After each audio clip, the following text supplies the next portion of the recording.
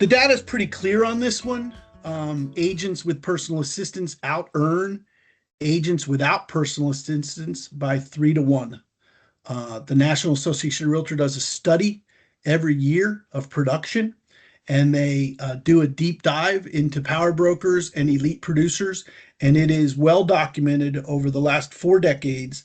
Research consistently shows that real estate professionals who leverage the support of staff members dramatically outperform solo agents. The agents who delegate effectively don't just save time, they actually multiply their income. And I'm going to say this as we get to know each other. It was easier by far, not a joke, to do 30 million a year with personal assistants and a buyer's agent or two than it was to do $5 to $7 million a year by myself. I operated at both levels, and I will tell you that the latter, the $30 to $50 million a year in production with a team is easier for my personality to run than just doing 30 transactions a year by myself. And I was very, very productive for the better part of my career. And I became a broker owner managing 500 realtors out of 3 offices in Southeast Florida. I learned a long time ago to do what you do best and delegate the rest. So this conversation that we're going to have today is about what types of things can a personal assistant do for you, not just by law, but within your budget. I know what it feels like to be a realtor. I've been a realtor since I was 18 years old, and I'm 58 now. So put that math together if you want to. And I'll tell you that residential real estate is far easier when you delegate the authority and responsibility to others. The mindset shift that it takes, the aha moment that you might have today, will only come if you start to think of yourself as a business owner rather than a real estate agent. And some of you will leave today and decide that it was a fair and equitable webinar, and that's how all you'll remember. But a few of you might recognize that this day is the day that your personal real estate practice starting to transition to become a true business operation. And the difference between a job and a business is a job relies on you personally doing every task and performing every service. Your income stops when you stop, where a business relies on systems, policies, procedures, and other people doing tasks and performing services. It runs even when you step away. And one of my favorite quotes is from George Clayson's Richest Man in Babylon. And he said, "A wealthy purse is not a purse filled with gold, but a purse that has a river of gold running into it." And I think the adage of whether you sit upon the wall or travel to far lands, that the revenue continues to run and you prosper. That's what we're going to be focused on today. And from a realtor to a real estate business owner is as simple as this. A realtor performs the tasks personally, showing homes, answering calls, and writing offers.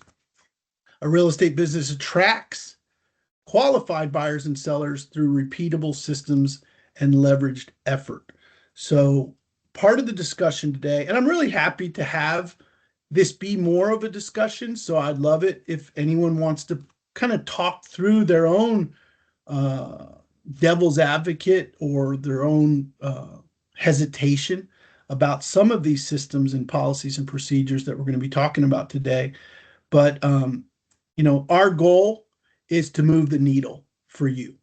If we do a good job for our mortgage partners, if our Works Partner platform is going to perform at its intention, it's going to make you more money. That's as simple as it gets. But I know I get realtor pushback all the time. Common objections about personal assistants. I can't afford a personal assistant. That's probably the most prominent one from people doing under $5 million a year. I don't need a personal assistant. I can't even think what my personal assistant would even do. I don't do enough production to warrant it, or I don't think that I need it. And some of my most productive realtors that are online today or watching us on our YouTube channel, they come at you with like this power struggle or this control struggle that they have. And it's because residential real estate professionals rely on intuitive, emotional intelligence to solve problems and handle disputes and move consumers through decision making. It's a very emotional, humble servant leadership role.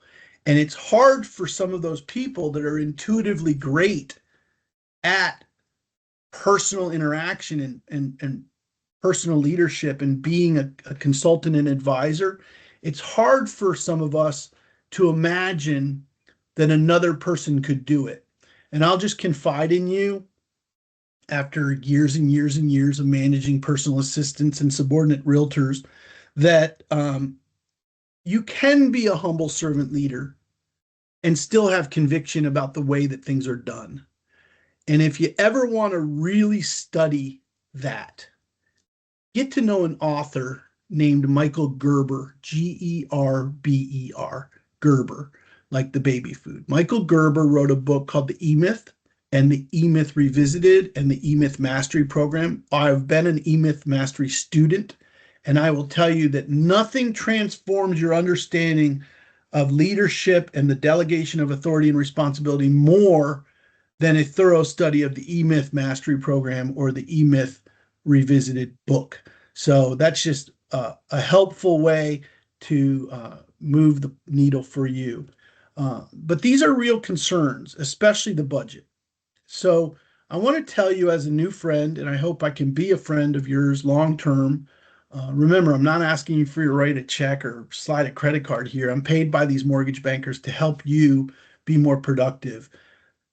We need to address the practicality of the systems and if they in fact can produce revenue for you. That's the juggernaut of ROI and risk reward in this equation.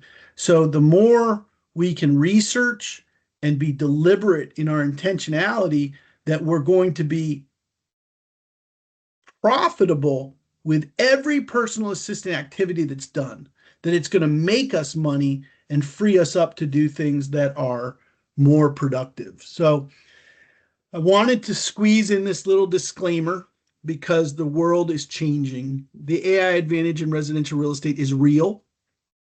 Your next personal assistant may not even be human. But today's conversation is going to be focused on actionable tasks, processes, and procedures that highlight physical fingers moving human activity. But the future is very, very bright for realtors that are good at prompting AI towards database management and graphic design. I think database management is going to change. It's going to eliminate the middle class of realtors altogether. There's already very little middle class in real estate. There's people who do less than 5 million and there's people who do more than 30 million. There's not a lot of people in between. And a digital farm area, past customer databases, personal sphere of influence can be prospected and supported via text, email, and social media DMs by an assistant. And I've used these AI assistants already, and they are very human. They're very responsive, and it's not like the 1990s chatbots that were just popping up to bother you on those websites. This is very, very intuitive. It learns your answers, and it responds to your client base digitally. If you're already using one, you're ahead of the curve. If you're not yet using one, you probably will be. Also, if you haven't really mastered Canva and some of the other graphic design and marketing programs, this whole presentation was made by Gamma, an AI assistant of mine, and promotions, ad flyers come to life with AI intervention, just moments of human oversight with specific prompts. So if you're the kind of person that has an unquenchable thirst for what's new, what's next, and what's different, ask your loan officer or let us know that you want an invite to top 5 AI applications for residential real estate. We're going to be putting that class out during the month of April, and you can attend free from any charge the research that we do on AI applications for residential real estate. Specific to moving fingers, I think is the words I used a few minutes ago, that somebody actually has to do something to to facilitate direct mail or drop off something to a potential listing candidate. eBull follow-up system is a 10-step strategic touches over 3 weeks to convert for sale by owners into clients. We use this for sale by owner outreach for 35 years. Farming, mailers, door hangers, newsletters, that stuff that takes physical touch might not take physical touch one day, but I haven't found 100% foolproof way to farm a geographic subdivision farm area or really be proactive with my sphere of influence. It is coming, but right now, these are the 8 systems that are making the most bang for the least buck for our Works partners across the country. I'm going to highlight the 2 on the left towards the bottom, and I'm actually going to spend some time on the absentee owner outreach in the next couple slides. So I'm just going to let you know that it's been the absolute joy of my professional career to help buyers agents transition to becoming listing agents. There's nothing more rewarding than watching someone that does 8 to 10 buyers a year turn into a 10, 12, 15, 18 listings a year agent. And the first place I go when a buyer's agent is looking to transition to becoming a listing agent in almost every market that we serve is absentee owner outreach. People who are landlords, vacant homeowners, estate sales, probate sales, and vacation homes. So if you're in a market that has a significant number of absentee owners, this next section is going to be for you. And then the last thing I want to say about these 8 systems that are on your screen right now, transaction coordination can be eased by having a good mortgage partner and a good title partner. That is a fact, especially pre-closing drill. Post-closing drill is more about being proactive with your past customers and starting the day of the closing with satisfaction surveys, gaining Google reviews, and post-transaction follow-up. This was entirely handled by personal assistants for me and was something that I prided myself on because it produced more transactions. Every year, the personal referrals that came in would come as a direct result of our pre-closing drill, our post-closing drill, our satisfaction surveys, and our Google reviews. So please be aware that transaction coordination is not just scheduling inspections and appraisals. There's a lot more that can be done. Always open for questions, always open to unmute, always open for devil's advocate. But right now I'm going to dig into one of the most pivotal decisions that we can make together to test the bounds of your first personal assistant and the transition from being a standard buyer's agent in residential real estate to really controlling your own inventory.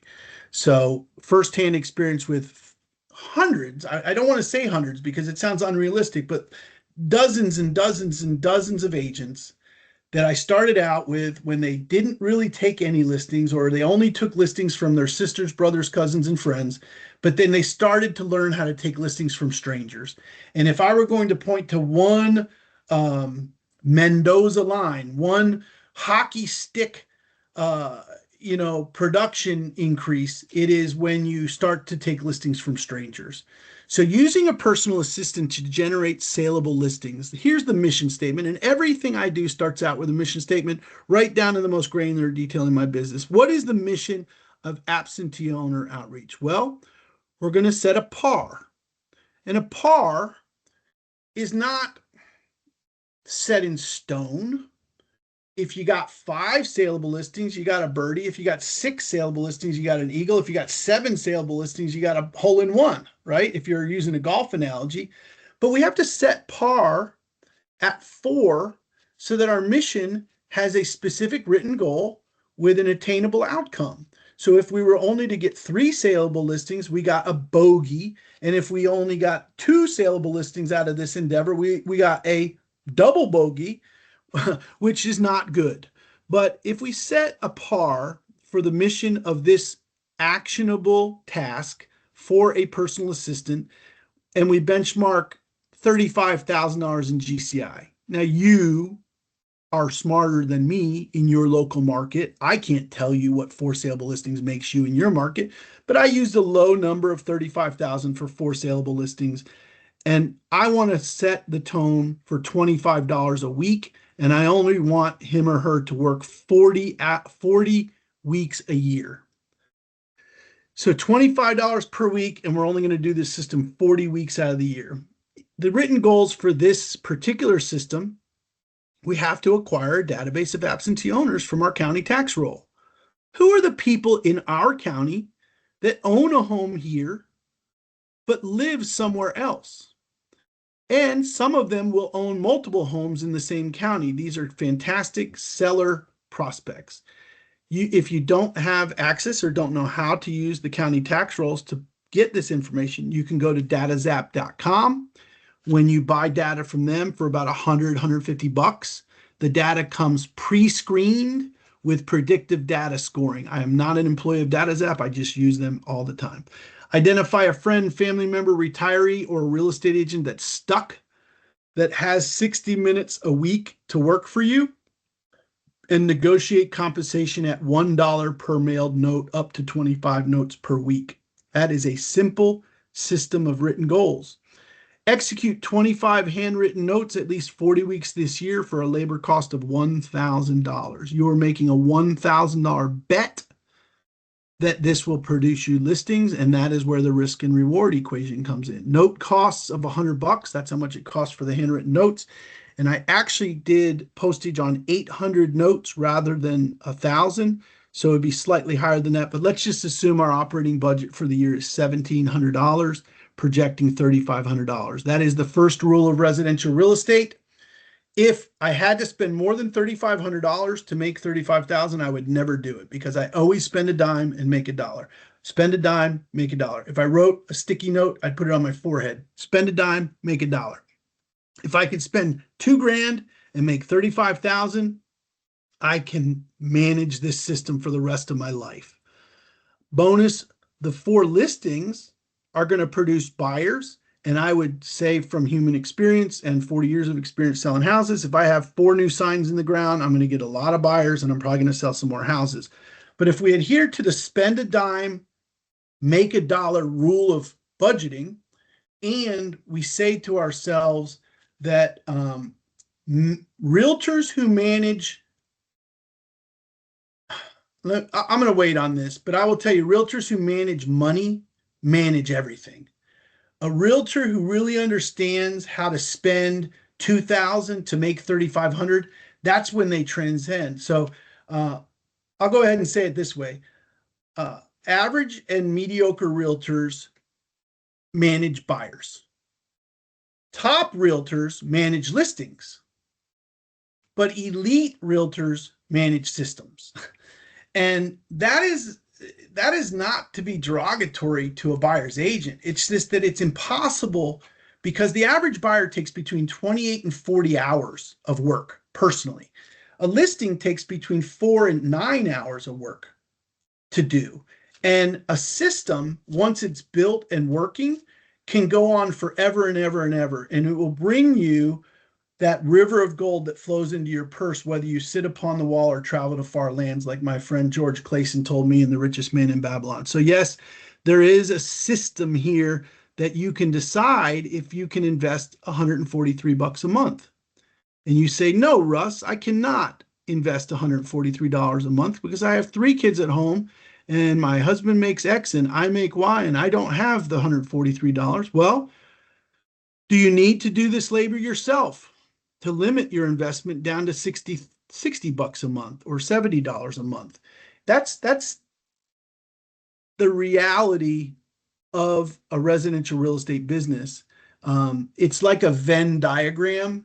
Things overlap in the beginning, and then those spheres start to separate from each other. So maybe I start out doing my absentee owner notes myself, but I evolve to having my daughter, who's 16 years old, do my notes for me if she wants that $25 in allowance every week. That's just a tongue-in-cheek analogy. But the policies and procedures for this particular system, and why I'm spending so much time on it, is because it's worked in Keokuk, Iowa, and it's worked in Miami, Florida. It's worked in Malibu, California, and it's worked in Franklin, North Carolina. This is a system that works in almost any market in America.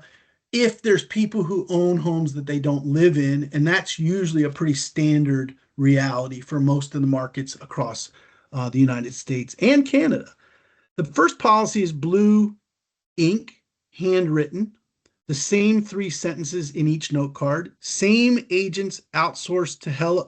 I'm sorry. Some agents outsource to Hello Mailbox. Hello Mailbox is a service that writes handwritten notes for you. It's used by executives at Chick-fil-A and Chewy. Make sure you insert a business card into the hand address, blue ink.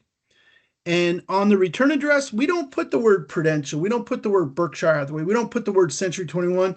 If it's compliant in your state, we recommend you just put your name and address, because an ambiguous return address almost ensures it'll get opened. So I want you to know that these two policies have been firm for us for a long time. With my newest employee, with my newest personal assistant, even if it is my daughter or my cousin's sister's brother's friend, leave the note cards for me to inspect, and I will deliver them to the mailbox for the first 3 weeks that you work for me. After the third week, from weeks 4 on, I want you to send me a photo of the note cards via text before mailing them, because I want to see all 25 pieces of mail going out. I'm an entrepreneur that really mitigates risk or being fibbed to. Potential to increase volume from 25 to 50 per week. Absolutely, but don't have an entrepreneurial seizure and go off and say, I'm going to do 100. Don't do that. Just do 25 a week consistently until your first listing closes, then consider upping your investment. We've done as many as 500 absentee owner notes per month when I was selling 160 homes a year at Remax, but I decided to teach other agents how to do what I was doing and open my own brokerages in Southeast Florida. And we had tons and tons of agents doing absentee owners, and we were never disappointed. The most recent example I'm going to give you about this program is a teacher, trainer, and coach out of Boca Raton, Florida. I won't mention his name or his brand that he's with, but he and I were in a fisticuffs debate about his technology-driven resources and how he uses things like a YLOPO and all these great things, and how I just use this belly button to belly button all shucks notes cards. And he tried my note cards for 3 weeks and took a $900,000 listing. And he was very, very profoundly affected by that activity. 3 weeks of absentee owner notes produced a $900,000 listing. So if you're new to this game, if you're new to this world, ask your loan officer for a program called Do You Believe in PDA? Do you believe in predictive data analytics? This is a short 30-minute course about handwritten notes and the system details. If you didn't get enough of a spark here, or if it just looks like something you're not quite sure about for you and your personal assistant or yourself doing, I certainly understand. Maybe you want to dig a little deeper into Do You Believe in PDA? It's free. Just ask your loan officer for it, and it would do us a service because your loan officer knew that you were paying attention. This is an exercise that I did on many, many times in my career. It was first taught to me by a guy named Floyd Wickman, and it was later taught to me by a guru named Mike Ferry. And they both had me do the exact same journal for every hour of work that I put in during a week. And I found out that sometimes I was golfing, and sometimes I was picking up the kids, and sometimes I was going to a football game, and sometimes I was watching a movie. But at the end of my week, I had a journal of every hour that I invested, and then we applied this pyramid to it. If I was doing administrative, answering phones, CRM work, data entry, or stuffing envelopes, Floyd Wick and Mike Ferry gave me an F. If I was doing promotions, social media work, marketing, farming, direct mail production, getting my direct mailers ready to go, I would get a D. If you were showing houses, negotiating a contract, contracts and addendums, long-term lead follow-up, or even just writing up a contract or writing up addendum or getting your contracts and addendum signed, Mike Ferry and Floyd Wickman and many, many other real estate agents would consider that to be a skill, and its value is in the vicinity of $35 an hour in their mind. So you'd give yourself a C for that effort. And then there's this level, and I would look at the letters in quotes there, separating lookers from buyers. That's the skill. It's not just the buyer consultations to find out if someone is able to buy a house. And we all focus on that financial capacity, that financial capability of if they can buy a house. But I want our focus to become on will they buy a house? So separating lookers from buyers is not a financial qualification. It's a sense of urgency. It's a sense of intentionality. It's a sense of time frame, that they have a time frame or an imminent happening that they really want to buy a house. And showing property to qualified buyers usually qualifies in most of the value pyramids that I've been accustomed to as about a $250 an hour enterprise in most markets.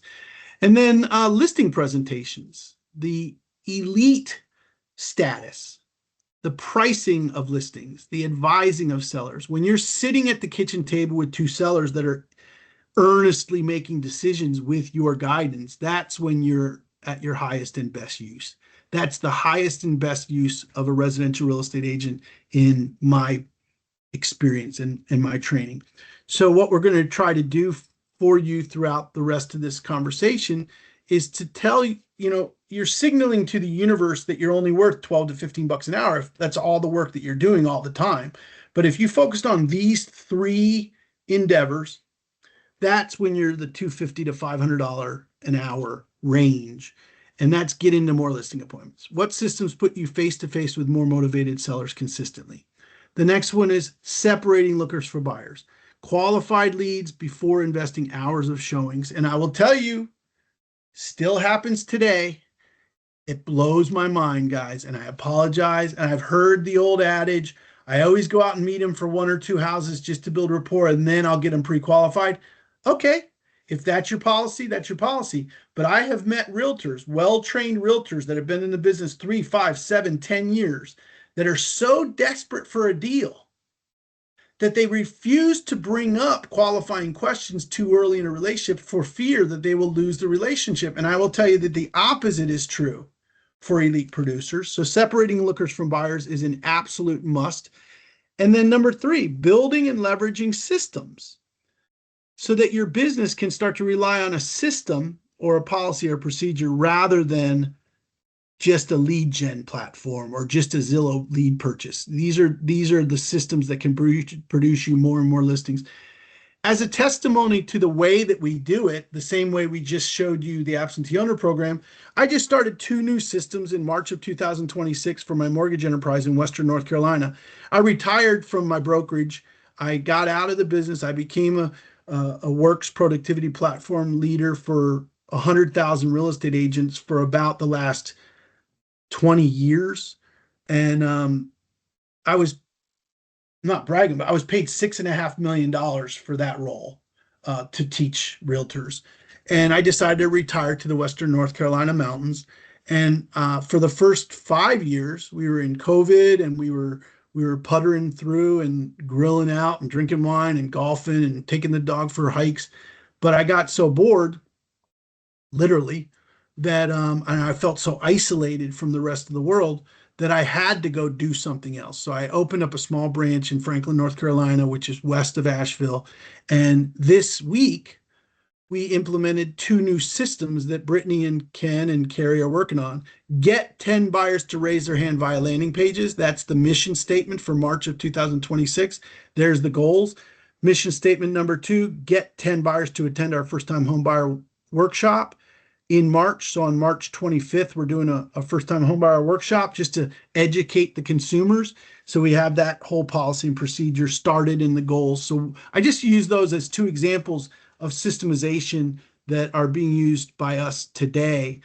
Now, some of you scoffed. Just then, I could hear you through the computer, your right eyebrow raised up 1/8 of an inch, and you scoffed a little bit, like 10 buyer leads. What big a deal is that?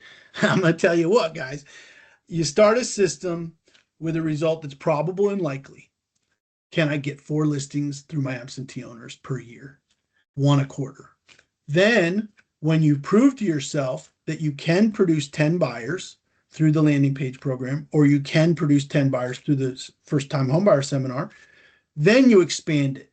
You don't go in with an extraordinary goal that I'm going to get 100 buyers from my landing page or 100 buyers to attend my first time homebuyer seminar. It's far better to produce a result that is ordinary, that is probable and likely, and then to repeat that activity over and over and over than it is to have an extraordinary result, because planning for an extraordinary result is a huge mistake. And we call that an entrepreneurial seizure because it probably won't continue. It's just something that you have this burr and you wanted to try it. But when you start and you begin with the end in mind and you start to say, hey, if I could produce 10, I could probably produce 20. If I could produce 20, I could probably produce 40. So I could start to grow both of those systems. We already know that not every task requires your license, but the key principle in here is that delegating responsibility comes first. Will you do these notes? Supervision, training, oversight, making sure they're done your way, that's all the humble leadership, humble servant leadership of being an entrepreneur and being a business owner. The delegation of authority is what comes out of those trusted subordinates. So when I started out with one employee, I had to delegate just tasks. But then as I started to trust and respect and understand the commitment that that individual has, then I can start to delegate authority. And that's not a process that a lot of entrepreneurs have the patience for. If you meet a small business owner and they're constantly bitching about their employees, they never studied with Michael Gerber. They never understood the concept of delegation of authority and responsibility separately. They never understood the tasks and the humble servant leadership that goes into professional development of others. But if you can start to have a passion for delegation of responsibility and authority, and if you can start to have a passion for professional development of others, then you can really take the residential real estate business by storm. At the bottom of your screen there, you are a leader. You are helping your subordinates learn and grow. Make it your passion to help others, mentor others, and focus on personal development. And as you study the value pyramid, you start to see who does what and why. So at the bottom of the pyramid, like we saw before, you have your menial tasks, your simple, easy, repeatable tasks. Typically that $10 to $12 an hour range, maybe $15 an hour in some markets. And you're talking about things like data entry, stuffing envelopes, delivering direct mail, requires training and limited skill, promotions, social media, marketing, Canva, listing promotions, MLS entry. And yes, my assistant did enter my listings into the MLS, but I had to review them so that they weren't inaccurate. I had to still physically review them until I could delegate authority to him or her. And eventually it evolved to a skilled professional that I was able to trust for MLS data entry or entering, filling in the blanks on contract addendums so that I didn't have to sit down for that half hour to put my contracts and addendums specifically together. I could just give the terms to him or her by text. They could go out and open doors for that 1 or 2 showings to build rapport. They could go do transaction coordinator work, which included pre-closing drill and post-closing drill. They could do all of my long-term lead follow-up. And this is where I think there's a huge window for AI, but it does require a license to do certain things, and it does require experience and extensive training to get into this level. So most of our personal assistants are going to operate on the first 2 tiers on the lower end of the pyramid. But as your production gets above 8, 10, 12, and 15 million, you start to have the financial resources or allocate the financial resources to really free up your time to be much more of a buyer consultation agent. Even if you're sending your buyers out with a showing agent, you may typically still do the separating lookers from buyers, and you may still do the buyer consultations. Showing property to qualified buyers pays pretty well, so you could probably still do that depending on your production. And then if you ever got a buyer's agent and you were able to just be the main listing agent for the team of buyer's agents, that's what you see in Gary Keller's book about teamerages and about the difference between a brokerage and a team, and how the team leader becomes the central point of listing acquisition and the team just feeds off of that inventory to grow their production. But suffice to say, listing presentations, pricing listings, and advising sellers is, for me, has been at the top of the pyramid. And I'm only going to make one caveat to that. I think building a system can be more valuable than being on a listing appointment. I think that if you build a system that can be repeatable and produce every single month, then that's actually a more valuable skill than being a listing agent. But enough said on that. All right, we're almost at the end. We're almost at the end. I'm going to give you some jewels here just to kind of put reality in check. I got in the real estate business when I was 18 years old. I was driving a Suzuki Samurai. If you know what that is, it's a fake Jeep. And I had little zits all over my chin still. But I walked into my bank to cash a commission check one day, and my bank teller, a man who was older than I was, said, "How did you make $10,000 from Stop Realty Better Homes and Gardens?" That was the name of the company that I was working with when I was 18 years old. And he said, I said, "I'm a real estate agent." He said, "You got a $10,000 paycheck?" And I said, "Yeah." He says, "How can I become a real estate agent?" And I said, "Come over to my office after work today or tomorrow, and I'll show you what I do and how you might want to get involved." He's now a broker owner of his own real estate office. And he started by helping me with office tasks, preparing mailers, and doing what's called an annual inventory survey call. So he would just make annual inventory survey calls for me. My cousin, who was about my age, was watching me start to grow my enterprise and seeing me make money. And he came and said, "What do I got to do to get involved?" And I said, he eventually became a licensed agent. But when he started with me, he was doing survey calls just like Steve was, the bank teller. And he was helping with mailer campaigns. And he started handling my e-bowl follow-up system, the for sale by owner follow-up system. So I didn't like going out to for sale by owners and meeting them because they were a little combative sometimes. But he had the stones for it, and he would go out and meet the buy owners and tell them about Russ Fitzpatrick and give them a drop off that I asked him to drop off. And he acted as a courier for me. And he brought me in many, many listings before he got licensed. All three of my children, who are now out of college and into their own professions, folded letters, stuffed envelopes, applied labels, and delivered door hangers for me. My eldest daughter worked my absentee owner handwritten notes for most of her teenage years. And whether it was my son wanted to go to GameStop to buy a video game for $50 or my daughter wanted money to go to the mall, I would always back that up with tasks that they had to do to earn their allowance every week, and it helped my business thrive. When my father retired, he gathered FSBO and expired contacts for me. He facilitated my e-bowl follow-up system for me, which was the courier relationship to all the for sale owners in my pipeline. He did an expired listing outreach for me that I learned from Walter Sanford. And he eventually managed my Mojo and Volcom 7 setups for me. But my father was retired and he was bored. I retired at 54 years old, I think, and it was just too early. And that's kind of how my dad did it too. He retired too early and he just was bored, so he came to work for me. And my first full-time assistant was a transaction coordinator who handled our pre-closing and post-closing drill. It was very sequential. It was very automated. It was very structured.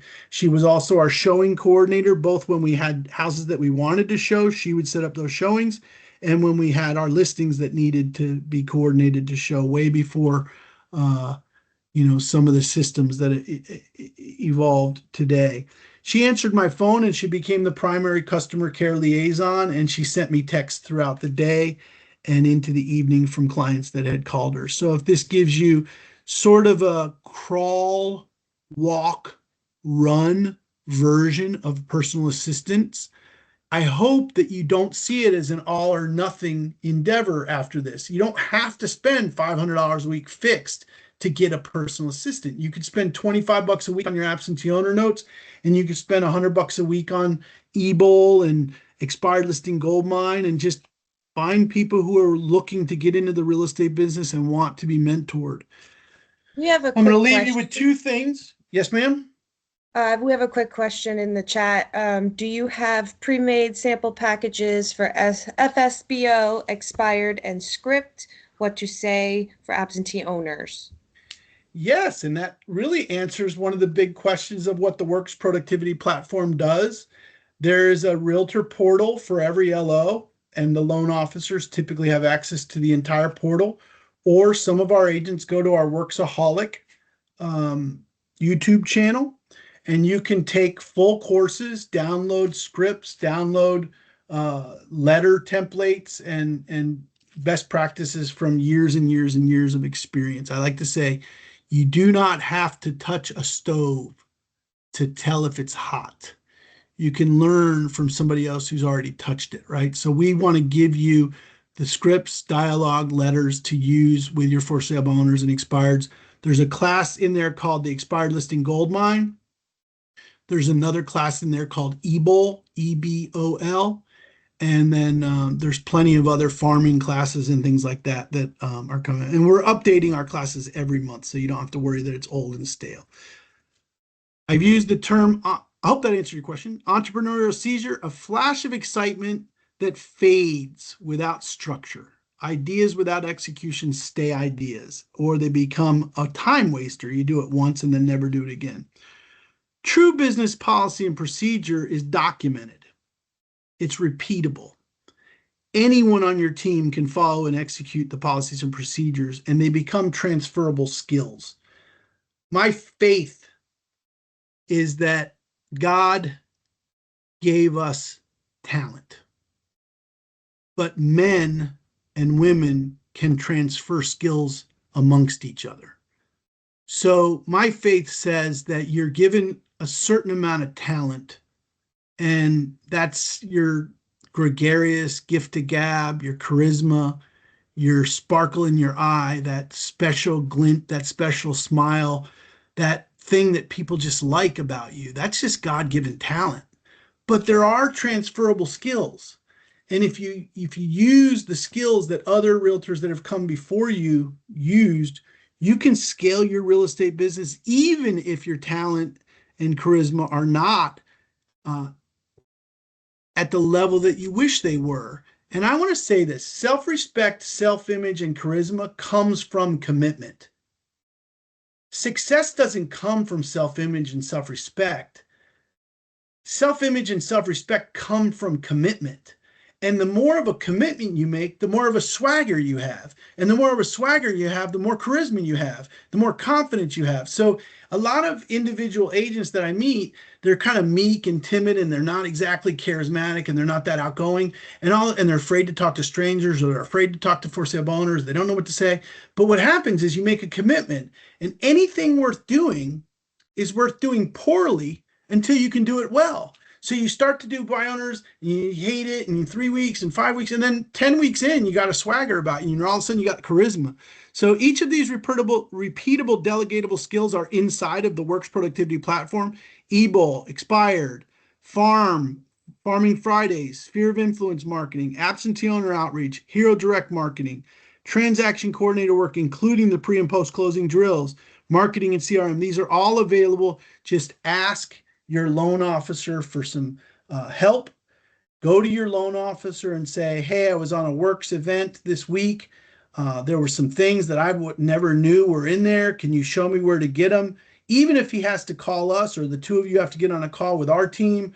If you found this discussion valuable, I hope you'll give feedback to your loan officer.